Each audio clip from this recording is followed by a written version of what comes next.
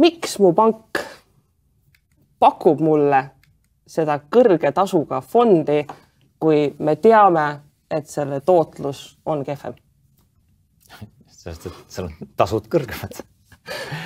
Et pangad võivad ju väita, et ei, seda fondi on nagu kuidagi kallim pidada, et me teame, et kui vaatame fondivalitsejate kasumi aruanded, siis 80% fondivalitseja sellest valitsemistasust läheb nagu 3 artiklile, et müük, turundus ja emapanga kasum. Et siis lihtsalt sealt saab siis rohkem neid kulusid katta.